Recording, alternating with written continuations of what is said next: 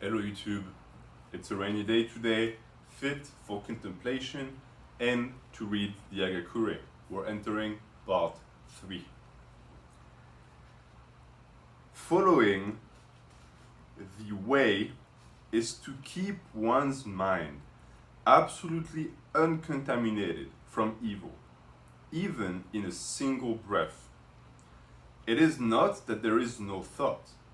The point is to have correct thoughts without letting evil thoughts manifest. That being the case, the way is one, but nobody is able to see the light and understand this reasoning easily.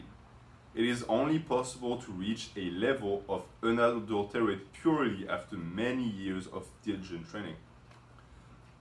So here, from what I understand, Yamamoto is talking both about life in general and the way. And as far as life, it's interesting to see that his ideas are echoed in the Western school of thought and in Western philosophy in some books that were created sometimes 3, 4, 500 years after the publication of the Hagakure. So here, the idea is that the warrior, the man, needs to follow the way and keep his mind pure of evil thoughts. But he's not saying that you shouldn't be evil. He's not saying that you should be a saint. He's saying, understand that you have demons, canalize them, and don't let them take over your life. This is what a lot of the philosophers that I like say about the life of men. Men are always going to be sinful. We're always going to have faults. We're always going to have portions. Denying that is very dangerous.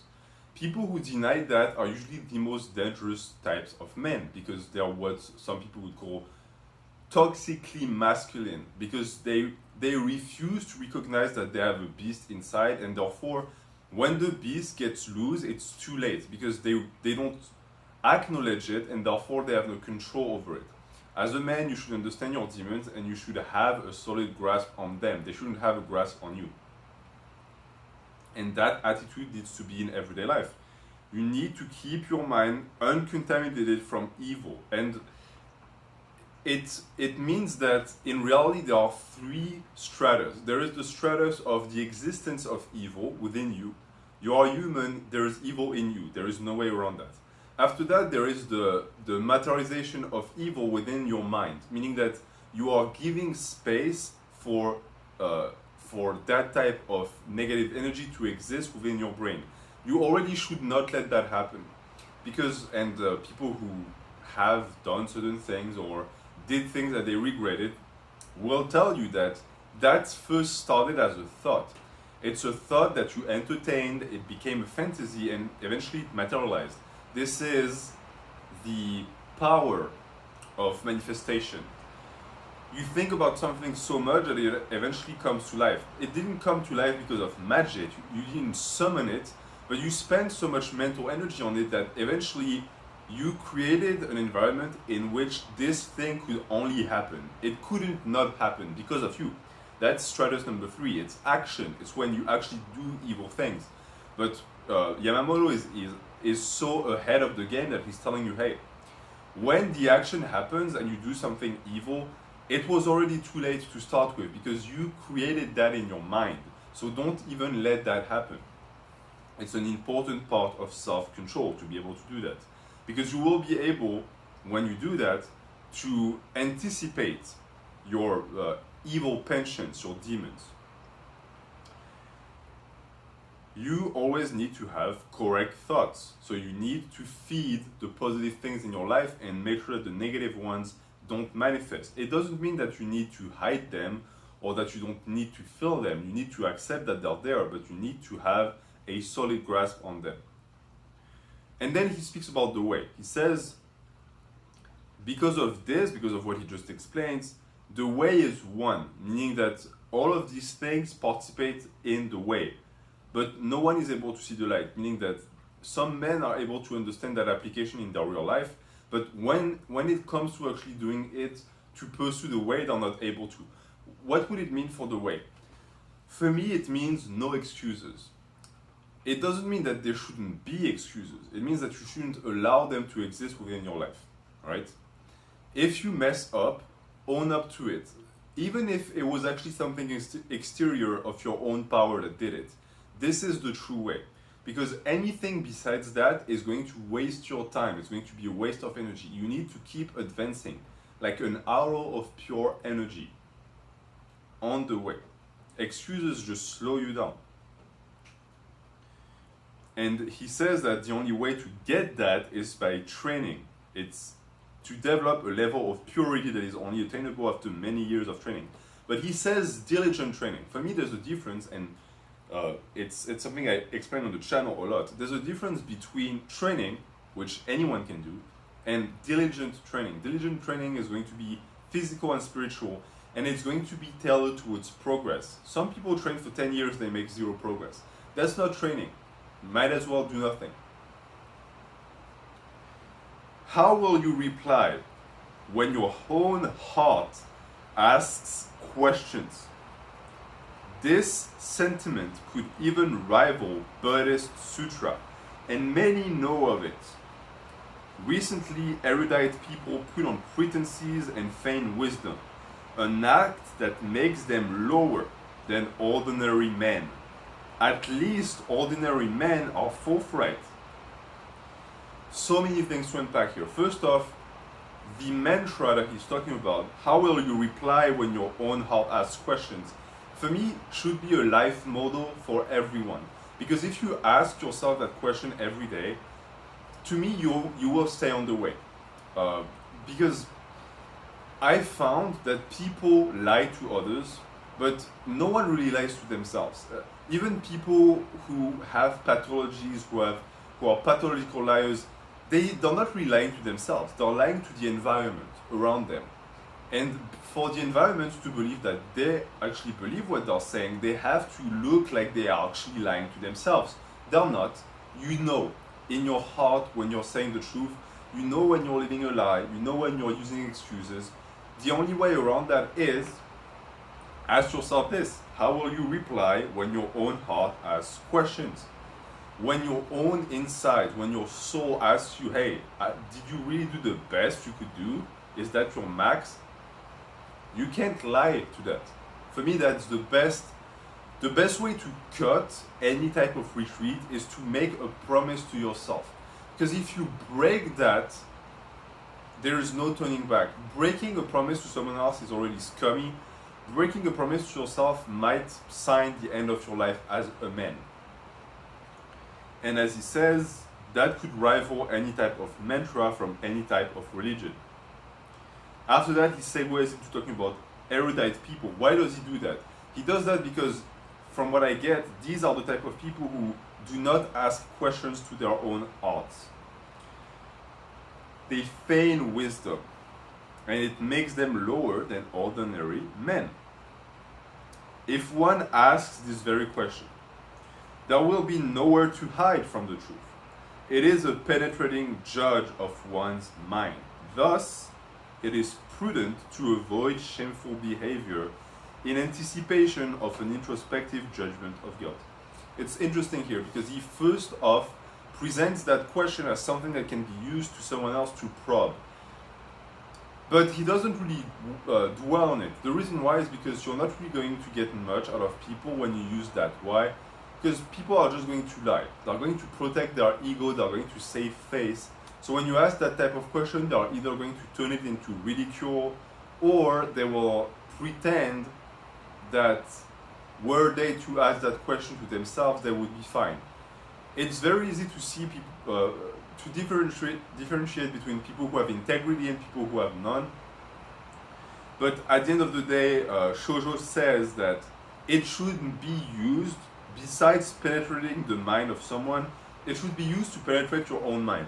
And that can be sort of counterintuitive. But if you're actually trying to better yourself, if you're trying to stay on the way, that is going to be a very useful strategy, because We all have built-in mechanisms to protect our ego. We all have things that we tell ourselves that we've deluded into thinking after years and years of telling that to ourselves. But that question is going to break right through all of that. And all of that, what it's doing is just weighting you down. Defense mechanisms, excuses, all of that stuff is really just preventing you from becoming better. So you need you need to do away with all of that. Everyone in the world is like a puppet controlled by other forces, which is why the character Gen is fitting. And he says before that the Chinese character Gen can be read as Maboroshi, which is a vision, an illusion, or a dream.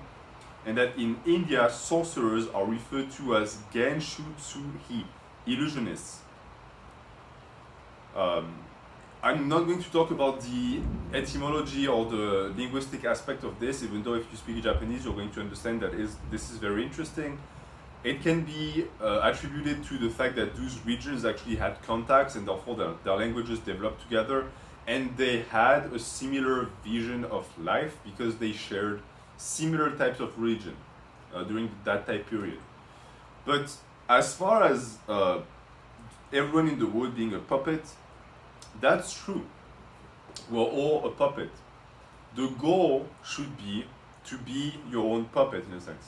You need to be the puppet and the puppeteer. What is the puppet? The puppet is your body. Like this, all of this, that's not me. That's just my envelope. Me is, some people will tell you it's here. I don't necessarily agree with that. Your soul is not stored in your brain. It's stored somewhere. It's there, but it's what's moving this thing. You have your soul, you have your spirit, and you have your body. And there are subcategories within that, but you need to be able to puppeteer that puppet. And that comes through physical mastery and spiritual mastery, because if the spirit, which is supposed to be the puppeteer, is weak, how come the body, the puppet, be strong? It's not possible. And vice versa. You can have a very strong spirit, but if the body that it moves is weak, then what's the point? And you're going to find that if you stick to training, if you stay on the path, both are going to be strong. Besides certain exceptions where people take chemical crutches, I've always found that people who have strong developed bodies also have strong developed spirits, because it is a requirement to develop it.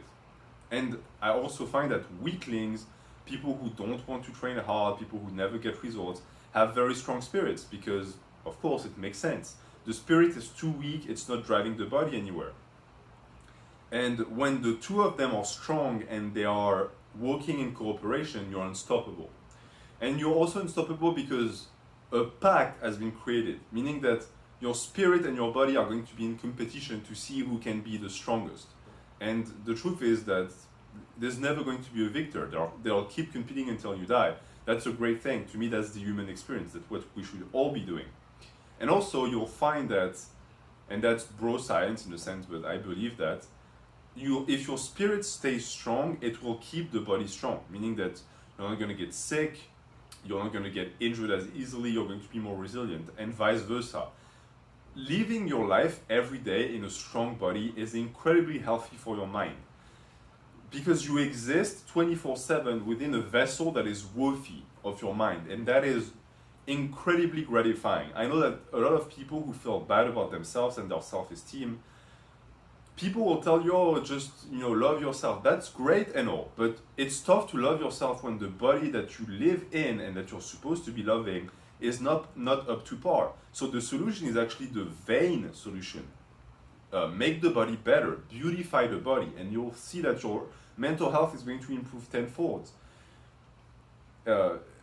It's true that some people don't really manage to free themselves from their insecurities, and they have good bodies, but they still don't feel good about it. But usually it's because they followed someone else's path. They followed someone else's direction.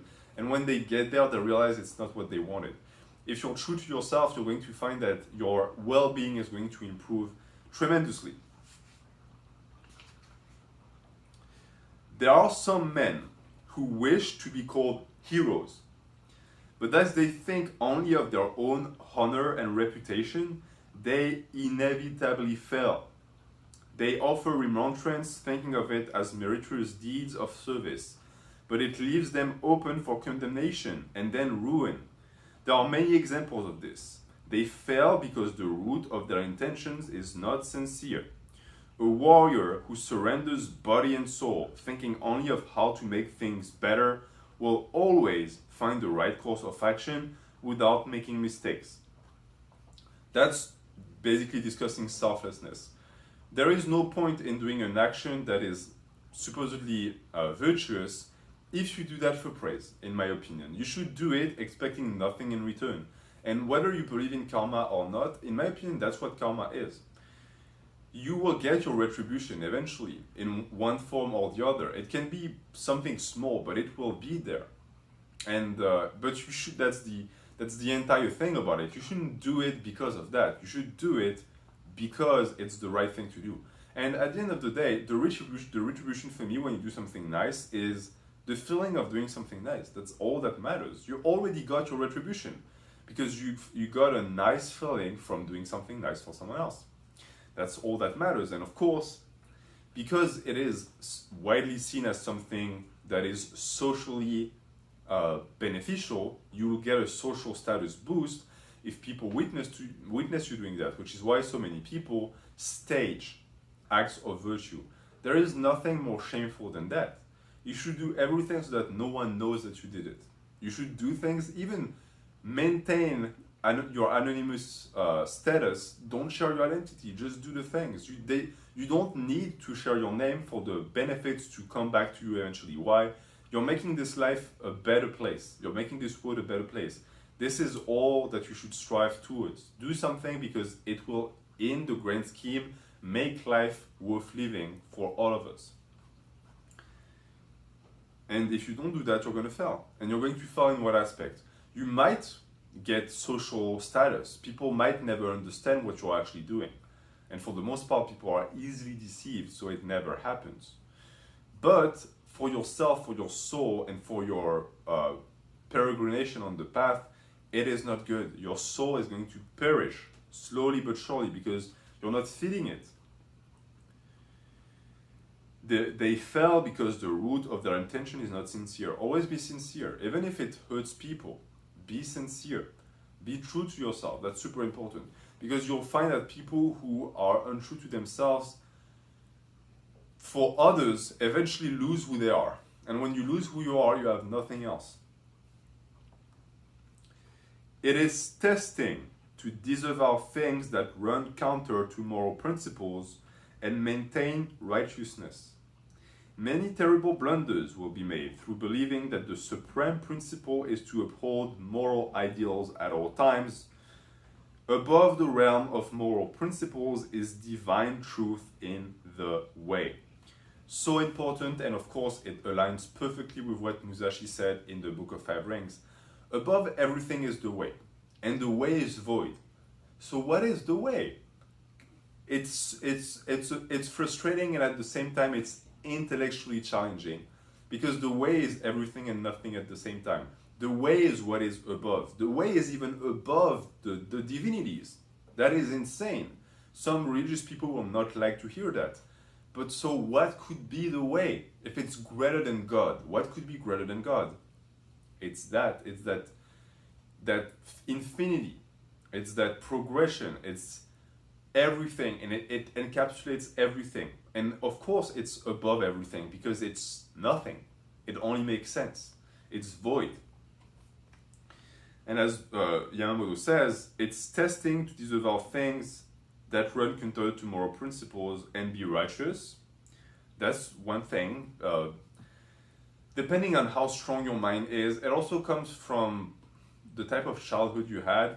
Some people will never be able to go against the social grain because it's too late for them. They've been programmed to care. Some people don't care. And sometimes not caring is bad too because you're destroying the social contract. You need to care a little bit. But it is a challenge to be able to stand true to your morals and values when 100 people disagree. And I think a lot of people can relate to that in today's society, where you will have something that you believe it's true 100%, and people will say that by believing that you are evil. And a lot of people break under that type of pressure because they don't want to be ostracized. So yes, maintaining righteousness, which basically righteousness is just being true to yourself. You might be wrong in the grand scheme of things. What you believe in might be wrong. At the end of the day, right and wrong are not absolute concepts. So, take that with a grain of salt. He also says that you can make blunders because you try to uphold the supreme principle of moral at all times. Some people have their lives destroyed by that because they're too rigid. And at the end of the day, it's brave, it's courageous to be rigid, to be true to yourself.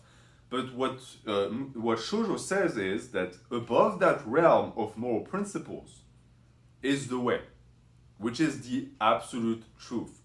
So practically, what does that mean? It means to me that, for example, if you are faced with a situation where you are opposing your ideology to someone else and you cannot convince them, but you are in your mind 100% certain that you're right, the divine truth would just be to accept that the other person is different and move on. You cannot save everyone. And also, why should you? Right? You can try. I personally, it's something that I struggle with. I try to save people. But maybe they don't want to be saved, and maybe I'm not going to save them. I might even be dooming them. That's the way. It's accepting that that's a possibility. It's the void, right? It's the realm of anything can happen, and you are part of that everything. This is a challenging concept to comprehend, yes, and only extraordinary men can.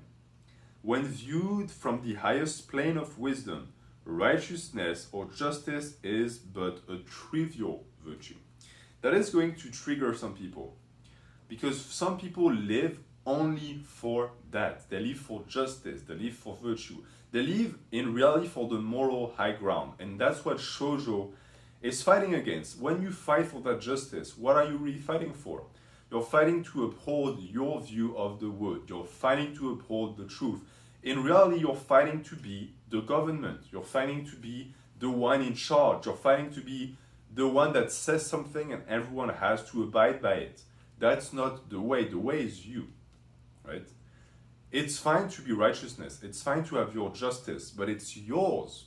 That's what he says here when he tells you that all of these are trivial virtues once you enter the highest plane of wisdom. Everything is nothing because nothing matters, right? And sadly, a lot of people stop there and they say, oh, nothing matters, I'm just going to not do anything with my life. No, it means that at the end of the day, you should embrace that notion so that you can destroy every limitation. Because there is no such thing as something that is objectively absolutely important. Who in this world is supposed to decide what is? You. For what people are you deciding that? You. That's it. The way is you and yourself. That's what the way is. And as he says, it's only comprehensible by extraordinary men. I think that that's sort of it's sort of counterintuitive in a sense, because it's hard to get because it's so easy to get. And when I taught, people have always found that the concepts that were the most obvious, I could never get it out of my students ever. I would sit and wait 5 minutes and be like, this is super easy. And then when I would reveal it, they would be like, oh, duh, it was so easy we didn't think about it. Most of the time it's like this, it's right there, but because it's right there and because it's presented as a concept that is impossible to grasp, people just go above and beyond, and because they try and think too much about it, they miss what it's like. In a sense, it's interesting because the men who put in the most work are going to be the men who are going to be the sharpest. Usually their heads are full of concepts and ideologies and books, and because they have so much, they cannot understand nothingness. It's a contradiction, and this is the reason why it's tough to attain, it's tough to understand the way. And I'm going to finish with this last paragraph for today. there is a way in which this higher wisdom can be accessed, even if only partially. And that is through dialogue with others. Even a man who has not realized this state of mind himself can observe others. It is like watching a game of Go and anticipating 8 moves ahead. There is no better way than to talk with others if you are keen to know your flaws. Listening to men and reading books helps complement your own good sense with the wisdom of the ancients. I agree with 100%. This is an amazing paragraph. I personally preach making your own discoveries. But what I mean by that is not just being in a bubble and not getting information from others. It means never following someone else's path. Do not take what someone says at face value. Make it yours. Take what they say and mix it with who you are, your identity, and get something out of it. Not only when you do that do you create something new, because you're making a brand new thing out of what they said, but you are free. I see too many people who jump from ideology to ideology because they are really just following someone else. Never do that. Be in the wood, interact with others as much as you can, read as many books as you can, but don't be that guy that reads the Communist Manifesto and becomes a communist. Read every single economic manifesto and try and build an economical science within your own brain. Try and broadly understand everything. Don't let yourself be pigeonholed, because when you're pigeonholed, you're easy to manipulate, because the pigeonhole has a name on it and it belongs to someone who also is owned by someone else. So at the end of the day, if you let yourself be that, that's you. You're here, there's a pyramid right there, right? All of the pigeons are here, all right? You belong to the guy at the top. The guy at the top who owns 3 people, who own 16, who own 88, who own 2000, etc., etc. All of that is the systems that exist in this world nowadays.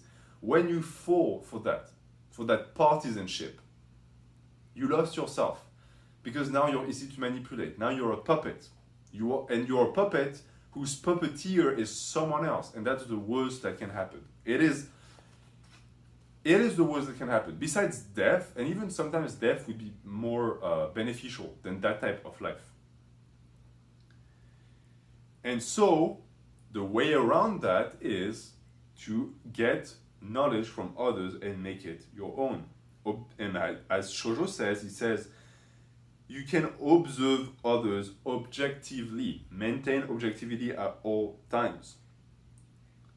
And also, and I'm going to end here, this is why people who don't read, be wary of people who don't read and who are proud of it. Usually there are low expectation bigots, and they think that reading is for nerds. I mean, reading is super important. It's building a library within your head. And because when you know one thing, you know 10,000 things, reading one book could be enough to write another 100 books.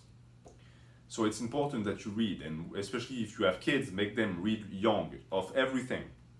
And also, people who refuse to engage, and especially people who are very keen to censor and any type of regime that promotes censorship, they do that because, as I explained, they want you to be pigeonholed. They don't want you to have a wide set of options. They want you to have one so that they can control you. And for some people, they do that to themselves. Why do people do that to themselves? Well, because it's comfortable. If you only follow one ideology at a time, then life is easy. That's what's right and that is wrong, and I'm only doing that, and everyone who is doing that is an idiot. Those people, sadly, are not going to go anywhere in life, and usually they are a waste of time and energy to deal with. Just disregard these people. Helping them usually doesn't really work. So that's that for the day. We're page 65. We're advancing at a pretty good pace, but we still have a lot to do. I love this book. I think that the wisdom we can get from this is insane, and I hope you do too. So I will see you next week.